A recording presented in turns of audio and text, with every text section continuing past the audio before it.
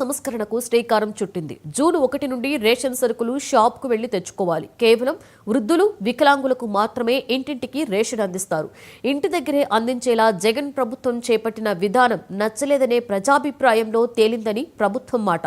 పనులు మానుకుని వెళ్లి తెచ్చుకోవడం వల్ల కూలీ నష్టపోతున్నామనే వాళ్ల మాట ప్రభుత్వానికి వినపడలేదు. అందుకే ఈ వాహనాలతో ఇంటింటికి రేషన్ అనే పథకాన్ని ప్రభుత్వం వెనక్కి తీసుకుంది. వాహనాల యజమానులకు మాత్రం బకాయిలు చెల్లించి వాళ్లకే ఆ వాహనాలు ఇచ్చేశారు. ఈ నిర్ణయం మీద ఎవరేమనుకుంటున్నారో ఇప్పుడు చూద్దాం.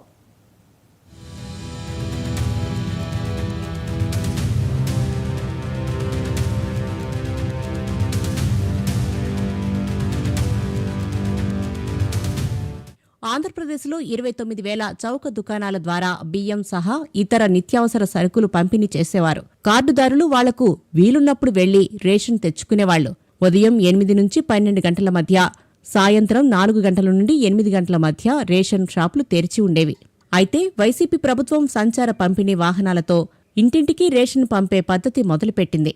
ప్రజల పని వృధా కాకుండా చూడటం, వాహనదారులకు స్వయం ఉపాధి అందుకు కారణంగా చూపింది. 9,260 మొబైల్ వాహనాల కోసం 18,060 కోట్లు ఖర్చు పెట్టింది. ఇందుకు గాను 2 షాపులకు కలిపి ఒక వాహనం కేటాయించారు. ఇవాళ రేషన్ షాపుకు పోతే ఆ రేషన్ షాపులో బియ్యం తప్ప మరొకటి ఇచ్చే పరిస్థితి ఉండదు. గతంలో ఇదే రేషన్ షాపుల్లో బియ్యంతో పాటు చక్కెర ఇచ్చేవాళ్ళు, చక్కెరతో పాటు కందిపప్పు ఇచ్చేవాళ్ళు, కందిపప్పుతో పాటు పామాయిల్ ఇచ్చేవాళ్ళు, పామాయిల్తో పాటు గోధుమ పిండి ఇచ్చేవాళ్ళు, గోధుమ పిండితో పాటు గోధుమలు ఇచ్చేవాళ్ళు, గోధుమలతో పాటు కారం పప్పు ఇచ్చేవాళ్ళు, పసుపు ఇచ్చేవాళ్ళు, ఉప్పు ఇచ్చేవాళ్ళు, చింతపండు ఇచ్చేవాళ్ళు, కిరిస్తాయిలు కూడా ఇచ్చేవాళ్ళు గతంలో. ఈరోజు పరిస్థితి చూస్తే రేషన్ షాపుకు పోతే ఒక్క బియ్యం తప్ప ఏమీ ఇవ్వని పరిస్థితి కనిపిస్తా ఉంది.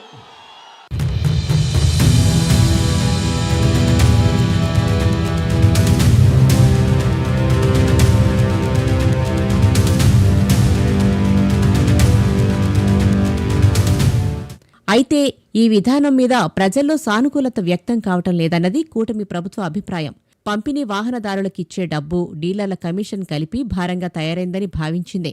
ఐవీఆర్ఎస్ ద్వారా ప్రజాభిప్రాయ సేకరణ జరిపినప్పుడు 30% మంది రేషన్ అందటం లేదని చెప్పడం కూడా ఈ పథకం మీద పునరాలోచనకు కారణమైంది. దీన్ని రద్దు చేస్తూనే 65 ఏళ్ల పైపడ్డ వాళ్లకు, దివ్యాంగులకు మాత్రం ఇంటి వద్దకే రేషన్ అందించే పద్ధతి కొనసాగించాలని నిర్ణయించినట్టు మంత్రి మనోహర్ ప్రకటించారు. ఈరోజు క్యాబినెట్లో మేము తీసుకున్న డిసిషన్ జూన్ 1వ తారీఖు నుంచి ఫేర్ ప్రైస్ షాపుల ద్వారానే పీడిఎస్ రైసు లబ్ధిదారులందరికీ కూడా చేరవేసే విధంగా నిర్ణయం తీసుకున్నాం.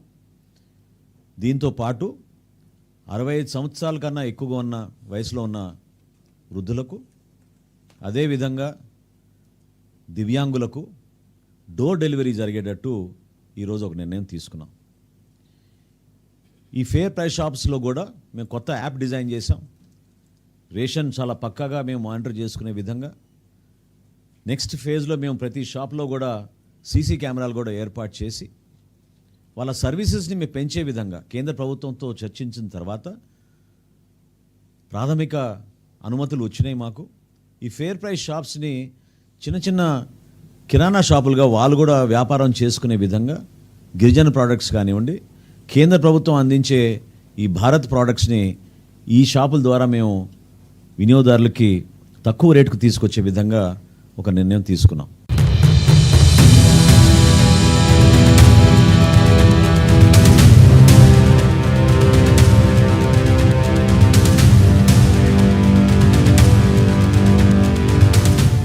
అయితే పేద ప్రజలు రేషన్ కోసం ఒకరోజు పని మానుకునే పరిస్థితి ఉందని, దీన్ని దృష్టిలో పెట్టుకుని ప్రారంభించిన పథకాన్ని నీరుగార్చడం తగదని మాజీ పౌర సరఫరాల శాఖ మాజీ మంత్రి వైసీపీ నాయుడు చెల్లబోయిన వేణుగోపాల్ తప్పుబడుతున్నారు.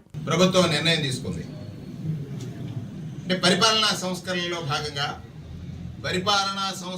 భాగంగా అంటే పేద మధ్య తరగతి వాడు, కూలి నాలి చేసుకునేవాడు ఒకరోజు కూలి మాని రేషన్ తెచ్చుకోవడం అంటే ఒక రేషన్ ఇచ్చి ఒకరోజు కూలిని కోల్పోయేలాగా నాటి ప్రభుత్వం ఉంటే ఆ సమయాన్ని వృధా కాకుండా కాకుండా తన ఇంటికే రేషన్ అందించేటువంటి ఒక విధానాన్ని తీసుకొచ్చి దానిలో మళ్ళీ నిరుద్యోగంలో ఉన్నటువంటి వారికి వ్యాన్లు కొనుగోలు చేయడానికి వాళ్ళకి సహాయం చేసి వివిధ కార్పొరేషన్లు, SC corporation, ST corporation, BC corporation, minority corporation, లేదా ఈబీసీ కార్పొరేషన్, కాపు కార్పొరేషన్, అన్ని కార్పొరేషన్ల నుంచి వాహనాలు కొనుగోలు చేసి సక్రమంగా ప్రజలకి సేవలు అందించడం. ప్రభుత్వ లక్ష్యం ఏంటి? ప్రజల యొక్క డోర్ స్టెప్స్కి పాలన వెళ్ళాలి. ఇది తప్పంటారా? అంత మంచి పాలన చేస్తున్నటువంటి జగన్మోహన్ రెడ్డి గారి పాలనని ప్రజలు పక్కన పెట్టినా, మీరు ఈరోజు ఏదైతే ఇంటి దగ్గర డోర్ డెలివరీ చేసేటువంటి రేషన్ని క్లోజ్ చేసి ఆ వాహనాలన్నీ కూడా రద్దు చేయడం అనేటువంటిది ఒక దుర్మార్గమైనటువంటి చర్య.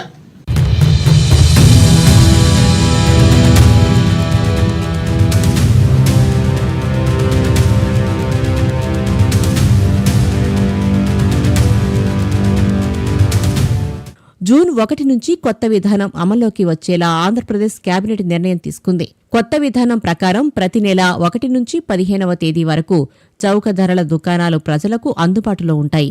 ఇప్పుడున్న 9,260 వాహనాలు వాటి లబ్ధిదారులకు బదలాయించేలా ప్రభుత్వం నిర్ణయం తీసుకుంది. కొత్త విధానాలతో ఒక్క ఉమ్మడి కృష్ణా జిల్లాలోనే నెలకు ₹1 కోటి చొప్పున ఆదా అవుతుందని అధికారులు అంచనా వేశారు.